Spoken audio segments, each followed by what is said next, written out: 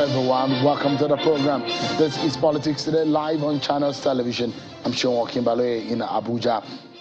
Let's continue our countdown towards the 2023 elections, and it's 64 days to the election. Nigerians are anticipating, looking forward to the opportunity to elect their leaders in the February next year poll. So it's a good time to get your PVC and let your vote count. Let's tell you that the Senate today postponed the passage of the 2023 budget until Wednesday, the September 28th, 2022. The lawmakers also postponed the passage of the finance bill till September the 28th. Senate President Ahmed Lawan made these announcements during plenary today. He explained that the Senate is postponing the budget passage because of some challenges in receiving a report on the 2023 budget from the Appropriations Committee. Take a listen to the Senate President. The main reason for this is because the appropriation bill came to the National Assembly with some problems. And when our committees on appropriation in the Senate and the House started to reconcile the figures of what we have done and what was presented, the problems became very obvious and they were not easy to deal with. And therefore, our committees had to start a process of cleaning up the bill first. That process, of course, also engaged the executive arm because the problem came from there. Was concluded yesterday, only yesterday. And our committee secretariats are not able to finish processing the budget for us to take today nor tomorrow. Consequently, we can only receive the report and consider on Wednesday the 28th. That is the earliest. Wednesday 28th. That's next week. Well, that's the Senate President Ahmed Lawan. Well, we'll go into issues relating to allegations of violence in this election. Who are those perpetrating this violence? We've seen attacks on INEC facilities. Political parties are already laying allegations against themselves. We'll be hearing more of that, and we'll have conversations around what could have caused all this violence as we head towards the election. Stay with me, everyone. But first, let's serve you with some of the political roundup stories.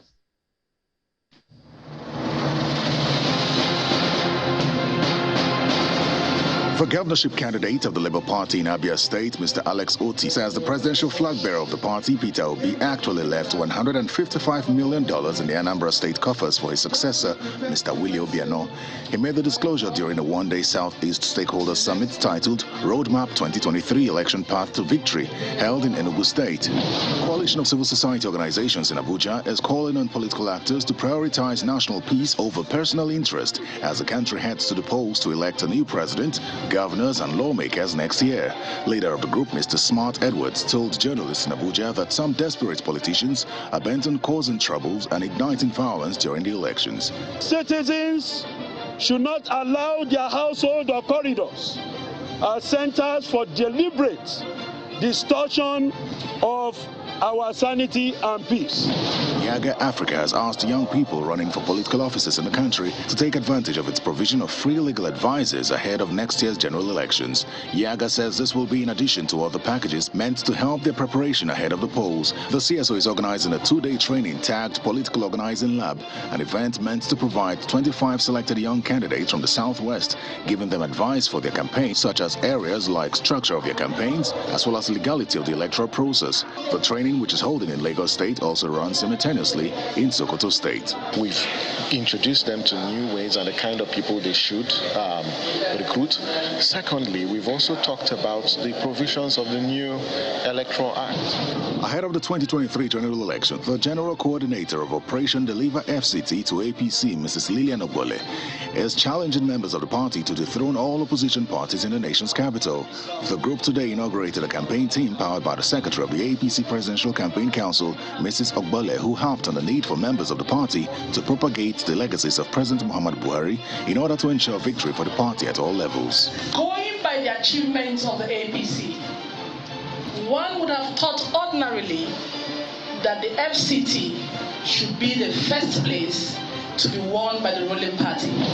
And all Progressives Congress stakeholders in Yobe State have charged the electorate to ensure they choose the right candidate who will represent them at all levels. They made the charge in Potiskum, Yobe State, while distributing relief materials donated by the senator representing Yobe South Senatorial District, Senator Ibrahim Bomoy. Addressing party supporters at the event, a chieftain of the party in the state, Mr. Mohammed Ibiyu, charged youths and women in the state to shun political thuggery and vote buying in the coming election.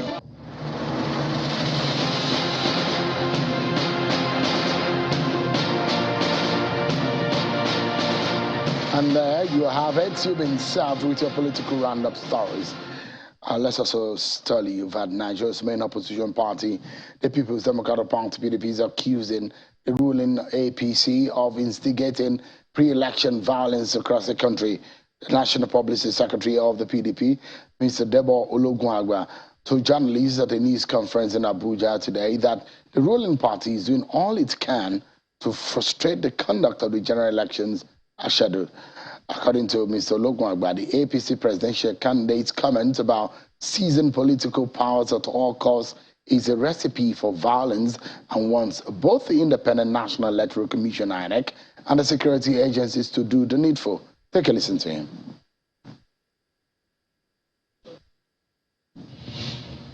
Asiwaju Tinubu, in a closed-door meeting in London earlier this month, declared to his members that, quote, political power is not going to be served a la carte in a restaurant. It is not served a la carte. It is what we are doing. It means APC. It is being determined. You do it at all costs. You fight for it, you grab it, you snatch it, and run with it, unquote. In response to this directive, APC leaders and members have now activated plots to derail the electoral process through orchestrated violent attack in various states of the country. The PDP therefore allows the security agencies to take immediate steps to investigate and stop the APC on its vicious plot to derail our democratic process. The INEC should immediately invoke its regulatory powers and impose sanctions on the APC presidential candidate for constituting a clear and present danger to the electoral process.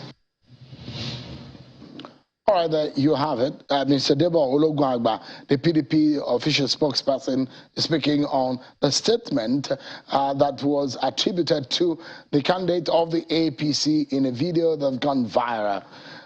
There are a lot of issues relating to the attacks on INEC facility. There was another one which happened in a local government in Imo State yesterday. That's perhaps the third or the fourth one happening this year alone in that state. Now, what are the issues that have come up over these elections and perhaps the conversation around the candidates and the political parties sign a peace accord? Let's get talking about this and how we can achieve a peaceful election. I'm being joined on the program by the spokesperson of the Labour Party Presidential Campaign Organization, Mr. Dele Farutimi, who is a lawyer and rights activist.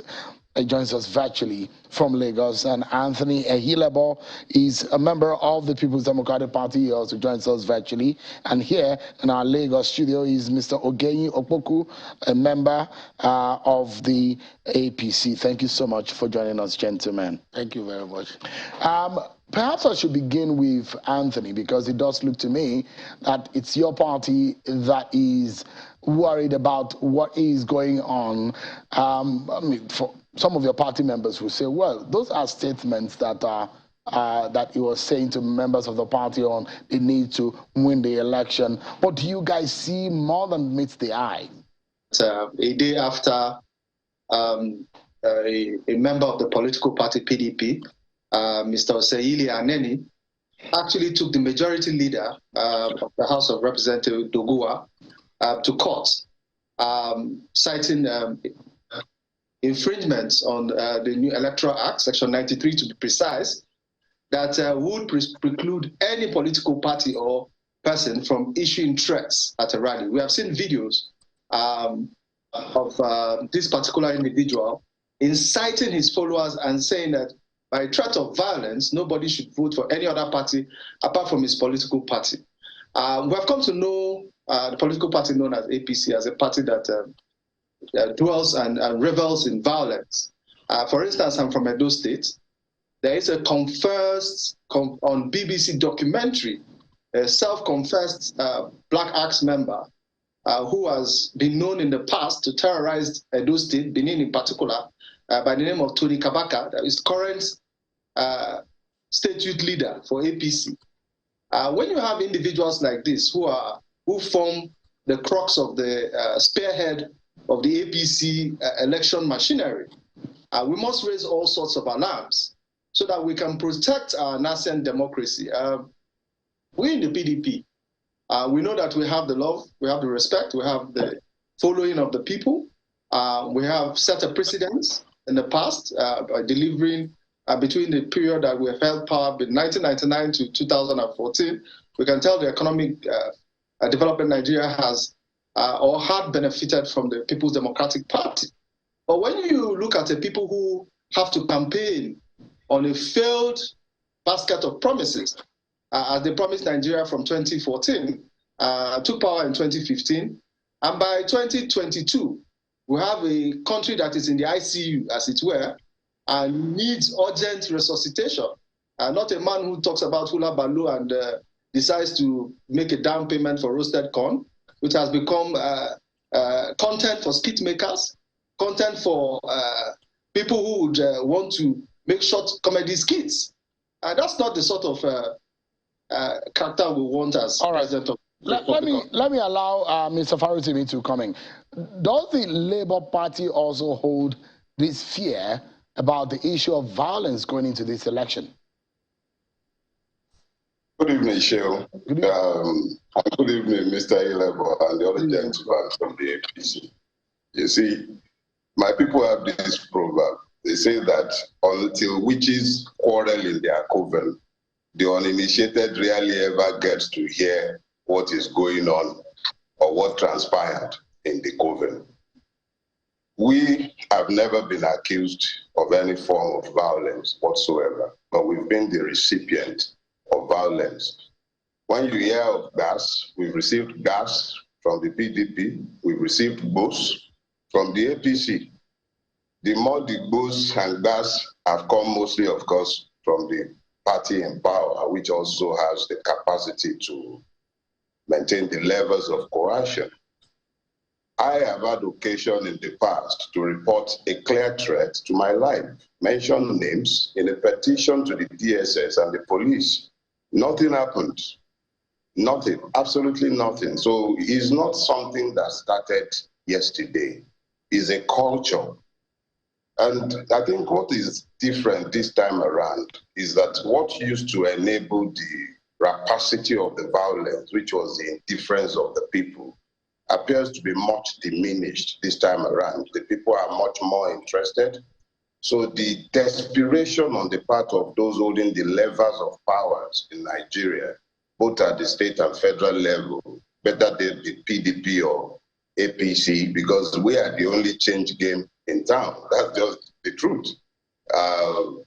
The Labour Party is a movement. It's pretty difficult to attack movement because you then be dealing with a whole lot more people than the usual structure of the Kabakas of this world or the MC Mushroom Pickings of this world or the many other ones that are unnamed and unknown who kill and maim on behalf of the powers that have held Nigeria down for the last 23 years. One day they are in PDP, the next they are in APC. These lines are crossed pretty frequently. We are not a political party in the true sense of it. We're a movement. We're looking to save this country from itself. And this might very well be the last chance it gets. So when people threaten violence, we've moved beyond that. They visited it. They killed one of our local government chairpersons in Kaduna State. Several persons have been attacked, even here in Lagos, merely for holding flags. You can't even find other people pasting their posters in Lagos State because the state is effectively owned and policed between the forces of MC Mushroom Pikin and the Nigerian police. And this is real. People are saying on national TV on a daily basis that advertising companies are not able to accept their checks for billboards. That's the level of overt intimidation that you see in the space in what is supposedly a democracy. So if you're seeing this in Lagos, where everybody has a phone and a camera, where policemen are actually the ones aiding in the attack of flag boys on Admiralty Road, on Admiralty Way, what is happening in the creeks? What is happening in far-flung places where your cameras would not reach? So this culture of violence and impunity has become a way of our democratic experience. But the belief is that at some point, with the involvement of the people and their interest, people have been more interested in elections in this cycle than ever before. And there are only so many thugs you can deploy when the people are involved. So Mr. Farotimi, is it fair to allege or to accuse the ruling party, just like the PDP had accused the ruling party of fomenting or behind the violence that we have seen? Well, put it this way.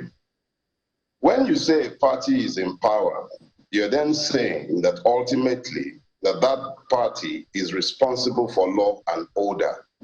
The one thing that has not ruled in Nigeria, definitely it didn't start in the last 7 years. It's been there for the last 23 and even beyond that. But the last 7 years has been the sole responsibility of General Buhari and the APC. And they have failed woefully at doing that job. So when the PDP, which is in itself just another branch of the APC, now begins to talk about the violence being visited by the other branch of the same family, you have to take that serious, because in truth, they are the ones who knows themselves. We are more organic. We don't have the structures that can be so easily attacked. It is the people themselves. Why do you think you have so many undecided voters who can't tell you who they are going to vote for? They are afraid, especially in places like Lagos. They're scared of what the MC... You want a bus driver in Lagos to tell you he's going to vote for Peter Obi. What do you think will happen to his boss? So that's the situation. He's not going to tell you because he's afraid. So fear is a real factor in this election. And the APC is being rightly blamed, especially in Lagos State and generally in the country. But it's not a game that is... I'm sure if I went to Rivers State and presumed to speak without the license of a Wike, for instance, I'll be answerable to PDP, finance, and maintain thoughts. So it's not just an APC game. It's something that belongs to all of them. It's a ruling class thing. All right. So whether they are APC or PDP, they are equally guilty. Mr. Ogay, your party has been accused of fomenting this violence, and you've heard the soundbite about what is happening. In fact, your candidate, the presidential candidate, there is a statement attributed to him in a viral video, which has raised some concern in the opposition about the manner in which this election is going. To be very frank, it is psychopathic for the PDP to accuse APC of fomenting violence. If you check out the states that this violence are being mounted, especially against INEC facilities, they are APC control states. So the APC control state cannot foment crisis in its own state. So it is the same PDP knowing fully well that it has no chance of winning the 2023 election, now decided to resort into fomenting crisis and causing violence. And when they cause this violence, they come out to play the victim. And thank God that Nigerians are not that gullible.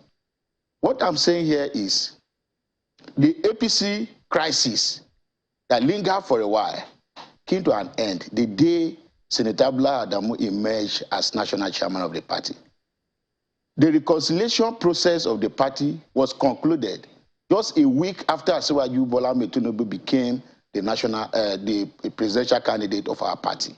Since then, the APC has been a very united family, and what we're doing right now is to ensure that we have a holistic ideology, programs, and initiatives of how to win the 2023 election. Remember, APC administration introduced these beavers. That is the highest sensitive machine for accreditation. The APC government is the one that also amended the Electoral Act, the Electoral Act 2022. All the processes leading to credible election in 2023 and beyond is being initiated by the APC. So the same party cannot be scared of electoral victory or loss.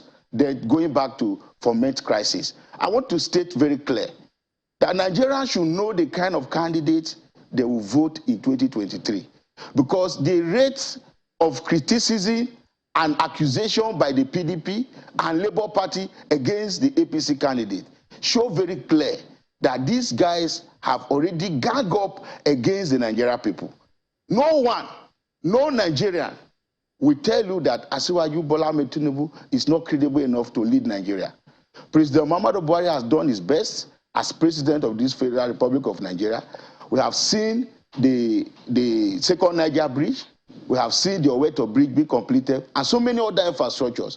We have seen so many social investment programs. We have seen the security that was a major crisis and challenge to this country. You have seen that at least it has been brought to barest minimum. And the president also assured us that he's going to hand over a safe and terrorism-free Nigeria, and it's almost achieving it. So the incoming president, Senator Bola Ahmed Tinubu, has also assured that he will continue from where President Buhari may stop. All right. So there was the viral video, which are also part of what I would like you to react to, which the spokesperson of the PDP has raised, and saying the statement made by a presidential candidate is tantamount to inciting violence.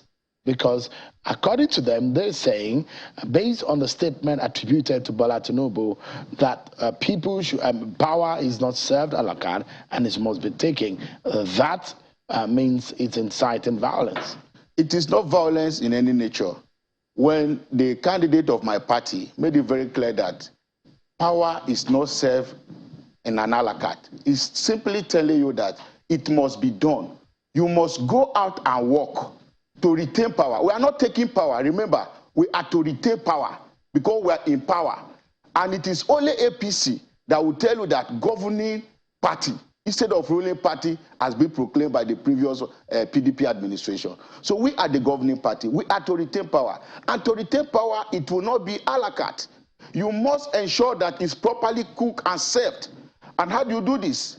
Because we have also been able to stop this rigging process by introducing beavers, we must go back to the people and conscientize them, sensitize them, educate them, and also try as much as possible to let them see reasons why we should retain power. And that is what he means by power is not serving an a la carte. So what PDP is saying is to run into the media, address a press conference that power is not serving an a la carte simply means crisis. I don't want to accuse their presidential candidate because he's not viable enough to challenge my candidate. And I don't want to even go by any way selling their candidate. And that is why you see me, I'm not going about what they are saying. They have made more mistakes in terms of electoral campaign than even the APC. I'm not going to say that. Mistake, what do you mean by that? So making are mistakes. Are you referring to the Labour Party or the PDP? The Labour Party and PDP. How do you mean? For example, the first point of call of Mr. Peter Obi is failures. is patronizing failures. If you check the people that surround this campaign, they are failures. People that are not able to take responsibility for their actions are the people. Can you be more precise in what you're saying? Yes, I would say that. I don't want to even go into the aspect of his DG who was just convicted. I'm talking about the people that patronized and made up Peter Obi's campaign. Can you name them? Who is there? Who is in Peter Obi's campaign? No, because you made a statement, and that is very sweeping. And when you say he has failure around him, he has people who are failure around him. What do you mean? So because if there's going to be a response, the governors that surrounded Peter Obi, they are all failures. Do they have governors in the Labour Party? No, there are governors that he go to visit regularly. People that have failed their various states that Obi patronizes on a daily basis. Obi is not even doing campaign. So I don't want to popularize him because he knows very well that he cannot even score 25% across the two-thirds of Nigeria to win an election. But I'm very grateful that he's contested because it's making things easier for my party. Because the Southwest is already there. The Northwest is already there. For us, I'm talking about the APC. Then the Southeast is where Obi has gone to take. The part of South-South is where he's taking. So it is PDP vote that Obi is reducing. Let me allow, because you touched lastly now on the Labour Party. Mr. Farutimi is here, who is the spokesperson of the Labour Party. Would you like to respond to what Mr. Opoku has said in relation to your party, the campaign organization, and he made direct references to people in your campaign organization? Sure, you should have seen me laughing my head off in there. It's actually quite amazing when somebody who is even remotely associated with the APC, talk less of one speaking on his behalf, presumes to point at anyone and label them failures. The very definition of failure is the I don't even know, maybe I should say all parasites club.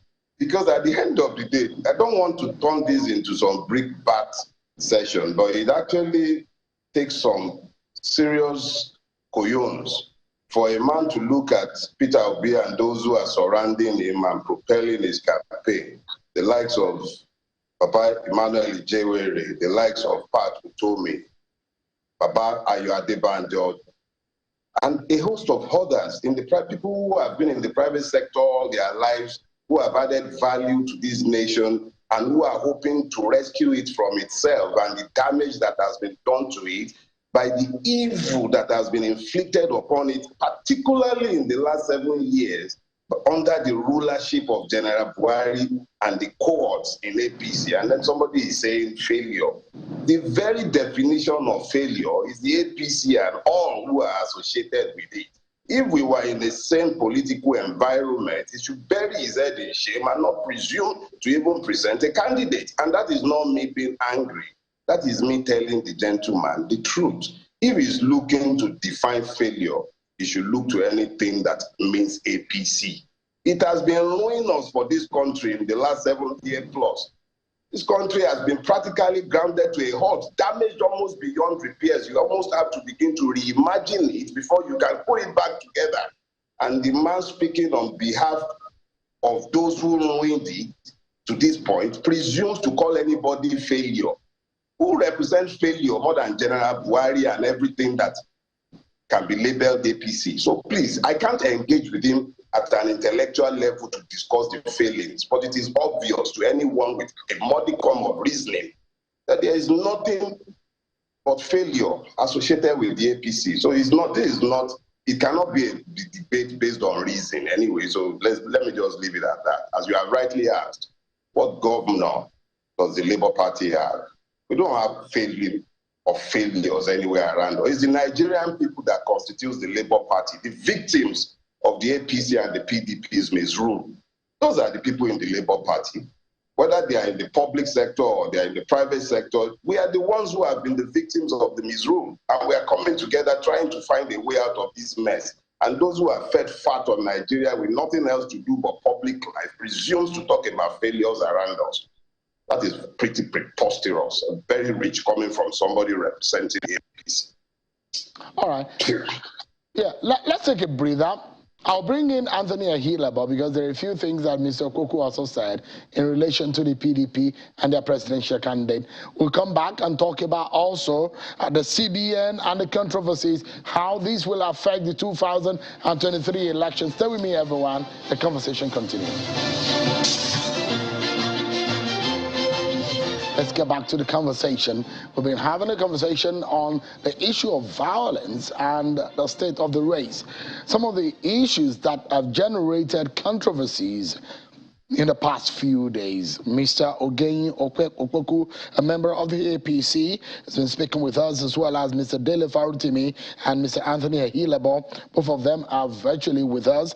Mr. Anthony Ahilaba is a member of the PDP, and Mr. Dele Farutimi is a spokesperson of the Labour Party Presidential Campaign Organization. Mr. Anthony, I wanted you to have a chance of to respond to Mr. Okweku on some of the allegations, on some of the things he said.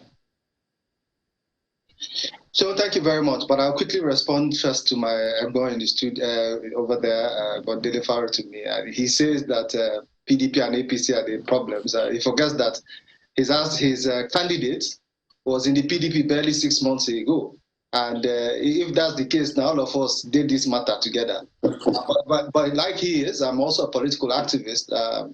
And just to answer your man from APC, who I think is doing a young man's job, defending the indefensible, he should be aware that some of us fought the APC government to a standstill for them to pass the Electoral Act and the BVAS that he's touting today, that as one of the legacies of the APC. I personally, with the late Ariyo Atoye Dare, were protested several times in front of the National Assembly to get that bill passed. So it is not a doing. We actually had hoped that President Buhari would have signed it in 2019. Perhaps he wouldn't be here today. And he knew those consequences when he refused to sign the Electoral Act. And as for electoral violence, I don't think PDP visited violence upon itself in Kaduna during our presidential rally, where our rally was attacked. I live streamed most of those rallies. I lost over 3 cameras in that incident. I lost a lot of equipment in Kaduna. Then we went to Borno. We were again attacked by the APC, by APC talks. Like I said, a member of the PDP has taken the majority leader, Dokuwa, who on camera threatened people not to vote for any other party but the APC in his state. So if it comes to violence, we know those that are afraid, insecure, and that they have totally lost out in this election, either by the credibility of their candidate or the political party that they would presume to present before Nigerians. Looking at the indices and statistics, I certainly do agree with my Dele Farutimi that APC has no business in this election if we were a same country. Because looking at the myriad of failures and stemming from the kind of candidate they are even presenting, who does not even, and cannot even debate, has not been able to attend I think, Seun, you've been having debates. The PDP was unable to attend the first one, but I'm sure you saw the performance of our presidential candidate at your last debate. I'm sure all questions you put to him were duly answered, and I think has convinced a lot of Nigerians that perhaps going into the 2023 election, we need a lot more of experience. Imagine that the situation we're in now today, it doesn't require, if you were to put Nigeria as a patient in critical condition in the ICU, you would not need a surgeon that has just finished 8 years of school. You would need a consulting surgeon that understands that this is a precarious situation and that only he, as a consulting surgeon with years of experience, having performed that surgery before. Let me draw your mind, Seun, and avert you to something. And we're talking pure data here. In 1999 to 2000, Nigeria's GDP growth was 0.5. By 1999, when Atiku Obasanjo held the reins of Nigeria, and Atiku, as chairman of the Economic Council, drove Nigeria's economy so much that by 2000, our growth had gone to 5.1% GDP growth. By 2001, our growth had gone to 5.9. By 2002, Nigeria experienced a phenomenal growth to 15% GDP growth. Now, I want to juxtapose this to 2015 when we came in. The APC by 2016, drove our GDP to 2.5, and by 2017, we are at 0.75. And we have never grossed beyond 3% GDP growth, which has only happened once in the 7 years that we have matrixed the growth index of the APC performance as a government. So I will tell you very solidly that, as we have seen, and I'm sure people saw the Katsina rally, which is the home state of the president, that was a clear indication as to where this election is going. Unfortunately, some people, instead of campaigning, have decided to take a religious route or an ethnic route to this election, which my candidate has avoided as a pan-Nigerian. But unfortunately, we are seeing that we are going to have an election that is maybe basically divided into three, where you have one side of the country going towards the southwest, one side going towards the southeast, and the entire north going in one direction. And that's very unfortunate. That's not the kind of country the PDP stands for right now. We are at a crossroad. We are at a very precarious position. You have to look at what the candidates are offering each other. I know that you're going to go into the next topic with the certain harassment of the governor of Central Bank by a candidate who is afraid that the new policy that is being introduced into the system will stop them from whatever Anthony, let me power grabbing schemes they have. Yeah, so let me allow Ms. Okoku, because you also need to be able to respond. Thank you very much, Sheung. Yes, the PDP representative in this discussion made it very clear that Atiku and Obasanjo spearheaded economy that was grown to an extent in this country. The same President Olusegun Obasanjo told Nigerians and the world that if he supports Atiku Abubakar to become president, even God will not forgive him. That statement is still valid as of today. And I want to also say that the Peter Obi, that is of the Labour Party, was a governor of Anambra State. If we are looking for a fresh blood, doing a new thing, it's not Peter, because it's part of the old order. So now we are faced with this old order. Three of them are old order, of course. But among the three, who has been able to distinguish himself in terms of mentorship, capacity building, it is Asiwaju Bola Ahmed Tinubu. Nobody takes that away from him. It is only in the state of Lagos that an Hausa man will be a commissioner, an Igbo man will be a commissioner, and men from other states, not Lagos, will be commissioner, because the man is a talent hunter. He does not believe in your religion, does not believe in your ethnicity, he does not believe in your race. He believes in your capacity to deliver. And that's the kind of person Nigeria wants at this time as president to succeed President Muhammadu Buhari. I want to also add that the PDP campaign team, if you go around it, all what Senator Dino Melayo said against PDP are still valid up till now. When he said PDP to Fiekwa, is still valid. All what former Vice President Atiku Abubakar said against PDP are still valid. So what has changed? That is the question. You will see people cross-carpeting from one party to the other, and immediately they start discrediting the other party. Just like the PDP guy said, Peter Obi was a PDP member 6 months ago, and now they are discrediting PDP. So they know very well that both of them joined together are not matched to Asiwaju Bola Ahmed Tinubu, and that is where Nigerians stand. If you go, let me add this. Asiwaju Bola Ahmed Tinubu is like the Nigeria police force. There is no community that you will go, you will not see the police. So no village in Nigeria that does not have the presence of Asiwaju Bola Ahmed Tinubu until a point that people start bearing the name as a title. Thank you very much. All right. Today in the National Assembly, over the last few days, there has been controversies about the appearance of the Central Bank Governor, Godwin Emefiele. There was also a order of court about a possible arrest, and what the court says should not happen.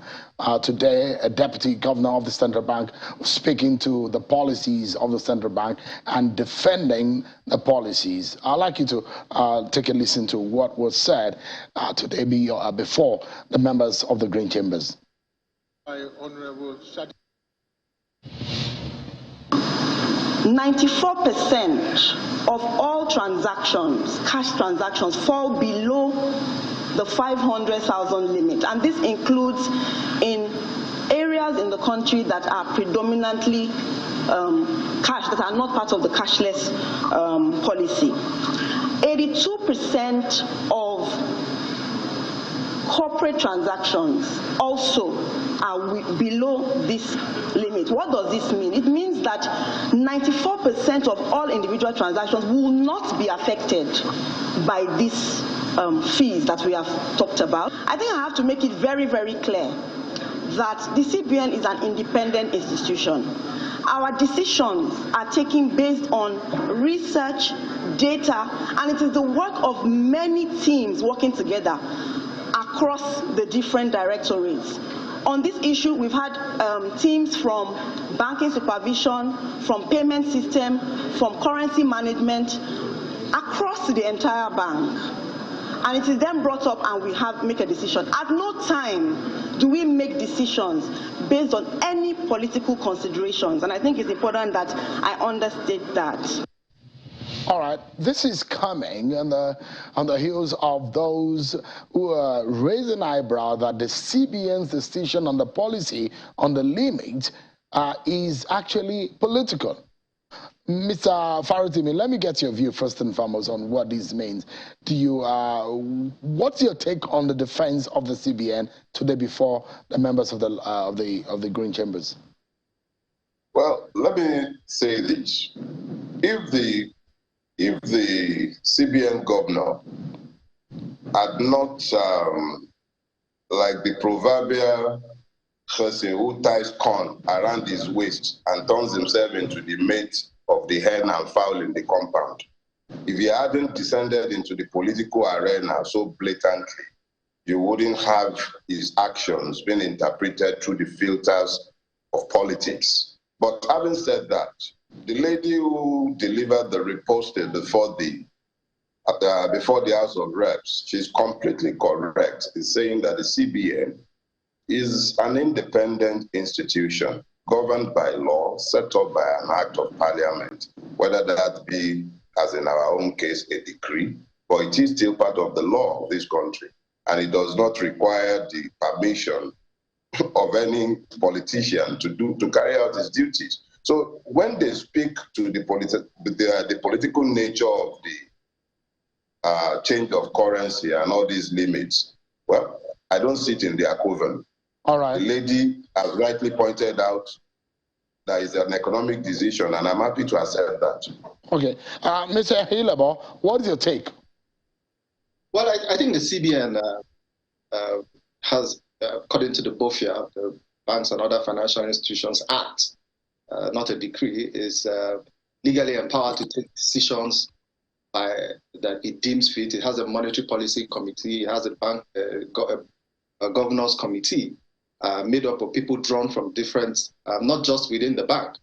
I know that much of its operations, and one would want a CBN that takes decisions and is unhindered even by the president.